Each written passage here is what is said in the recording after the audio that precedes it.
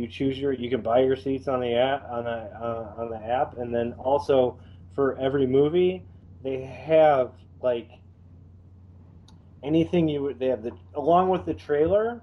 They also have they tell you if you should stay after the credits if there's any extras, which I think is Very pretty cool. cool. So I'm like, I noticed that for Deadpool, and I'm like, I that was actually the first time I ever noticed it on the app. I'm like, that is very cool. So AMC, good job on your app, and good job remodeling the theater. That's very much close to my house with super seating inside, and yeah, thanks AMC. Could Good job. throw some our advertising dollars our way, AMC. I'm looking forward to seeing the movie though. I much and just to mention them again, since the place is remote, it's like so much more fun to go to a movie. I Yeah. can't believe I ever went to movies and sat in a crappy seat. Like, remember the first time you went to the movies? Oh Like, man. I'm sorry, you're a little bit younger than me. Not, I'm not a ton much, but I can't remember what year you're born in. 85. Okay, so you're 85. So like, dude, when you first started going to movies, the most of the seats were still crappy. Like, Okay, when you mean that, just what? Yeah, bad cushioning. just a regular theater seat that folds down. Yeah, That's it. yeah. Oh, Yeah, yeah, no cushioning, hard armrests. yeah. Oh, I went to plenty. Yeah, definitely. So I mean, like, I can't believe I ever went to a movie like that before in my entire life.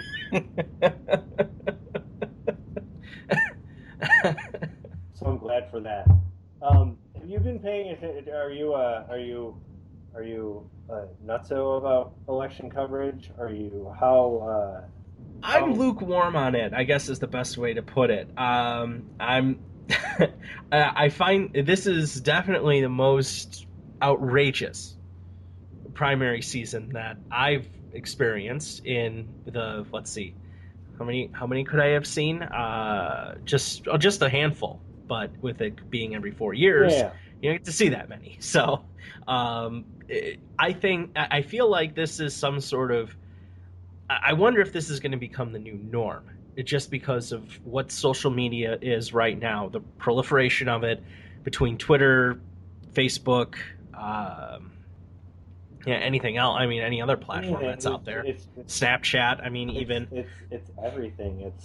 yeah, It's your everything's connected, and then you and then everybody has opinions about stuff, and then I don't know.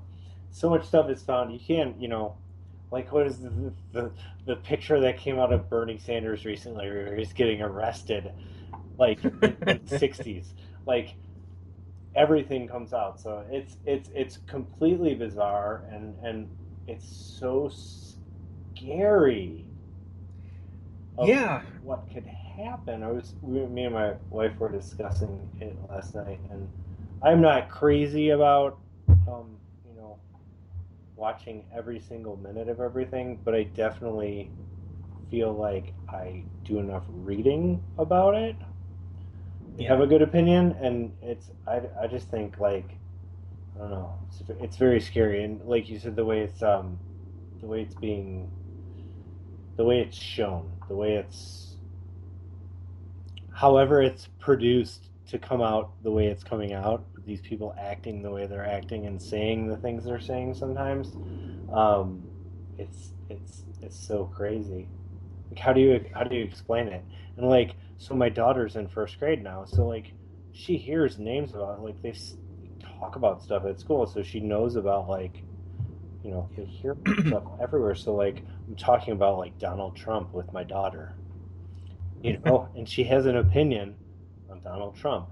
And like then you just like it's very interesting to hear because her opinion of Donald Trump and what she knows about Donald Trump is that he doesn't want foreigners in the country. And that's pretty simple. It's pretty she straightforward. thinks it she thinks it's absolutely crazy that you should like because she's a first grader, you know what I mean? She's 7 years old. She's like you shouldn't exclude it. You know, it's such an Yeah. interesting way to look at it, and I'm like, well, why? It's, you're gonna build a wall, and like this is not gonna like this can't solve all our problems. No, no, and it They certainly wouldn't. no, no, and then no, wait, we're gonna build the wall, but you're gonna pay for it, Mexico.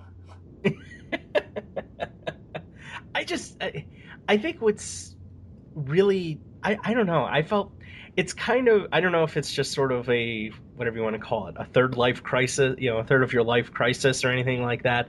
But it was really weird. It's been really weird to kind of commute home recently. If you kind in how I do a lot of interstate travel, so I'll see plenty of billboards. And before the windstorm that we had, what, past couple of weeks, the past week or Yeah, it was so. like last week and a half ago or something like that.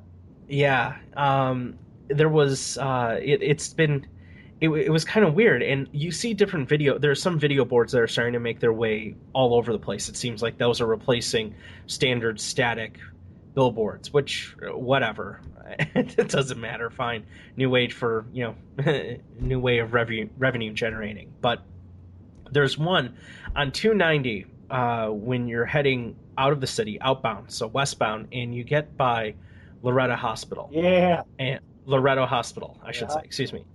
And it's weird to see because there's one thing I don't rent, I've never rented, but they put out city ordinances. They remind you of city ordinances, and one of them is for renters, in that your building is mandated to be at least 66 during the day Yeah. and like 69 or 68 at night No, during the winter it's lower at night. It might have or whatever. it might Yeah. have changed since when I rented and knew it, but I remember it was like 'cause I lived in a building where the guy kept it exactly because it was for the whole building. He kept it exactly at what he needed to do it by law, and it was at and then on top of that, he set it at that, but the whole every single window in the place like was just gushing through with air. So like it was so cold, so cold.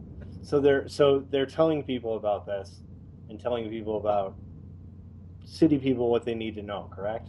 Yeah, yeah, it's that, and then there's other different things. There's like seemingly government sponsored PSAs, and it just felt kind of. I know enough of 1984 for not having read the book, watched the movie, and the Orwellian concepts of big government and Big Brother and all that stuff. But it felt really weird to kind of just take a step back and see and kind of, okay, what am I being told here? I'm being told of standards that the government mandates, or yeah, Yeah. just government standards, and between outdated, get covered billboards that are out there or Yeah. bus ads. Hey, It's get like covered by the 31st. it's a month late now. Kind of too late. Bad planning on you guys, or the CTA is not doing a good job of renewing their billing cycle, or getting new ads out there. But it's just kind of weird to see all this stuff that's out there, and it's like, well, who's telling me this? I mean, I'll pass probably an equal amount of government or state funded awareness Yeah. ads as I will private ads. And I don't really care to see, okay, dad's rights, mom's rights, lover's lane, car advertisements, all that's, I mean, all those, I'm just kind of rattling off what I may see, or, the U.S. Marshal Service needs your help in finding this fugitive. I'm like, well, how are you losing them in the first place? Well, there's that, and it's like you're also there's just people driving, and I know there's people who are passengers, but dude, you're driving, you're talking to me about signs you see when you're driving. It's obviously a distraction. Yeah, and it's, It's kind I of don't know, it's it's, kind of propaganda though, yeah, like it is. not It's kind of like, propaganda, but like it's. But I guess what I'm saying is getting back to you were saying who's this coming from? Like those specific messages. It's like when somebody shares something on Facebook or retweets something on Twitter. Although I feel it happens way more on Facebook. Like oh, it's these horrible now. like people read these things and are like, Oh, I believe that. Like, did you ever look at some of these websites that are that like it's ridiculous. They're websites you never heard of, and half the time, like sometimes they're even like they'll be like Fox 32 or Fox News or whatever, and then you like go to the bottom of the website and look like where's this coming from, and it's like a website you've never heard of or a company you've never heard of before, and they're telling you like information that people are taking seriously. It's like you don't know where that stuff's coming from, and like what I don't know. Yeah, no, you're right, it's scary, and it comes from both sides. Living in kind of the bipartisan world that we live in, I mean, it comes from both sides, and both groups, both sides of the aisle are they fall prey to it, and it's kind of like, well, okay, really, come on, is this just simple clickbait because it's what you cater to? It's what's being pandered to you. I mean, it's funny to see, to know that, well, it's unhealthy, or it's not. I shouldn't say unhealthy, but you're not you're not being challenged, or you're not being encouraged to think critically if you're only getting your information from one side of things. And I know I'm completely guilty for for reading or looking at articles or posts, blog posts, whatever the case is, from one side of the aisle. But I feel like I try to do enough to counteract that by accepting and keeping friends and their posts and whatever they're saying, who don't necessarily agree with my point of views. And it's kind of like, okay, at least it's sort of a balance, but it's really, really wild to think about what is the person who are they reading things from, when it's just all over the place, complete crackpot tinfoil stuff, like tinfoil hat stuff of the government's crazy, the government's evil, they're coming after me, and it's like, really, you don't trust anybody? Okay, fine, I can understand that, but dude, there's cynicism and then there's crackpot.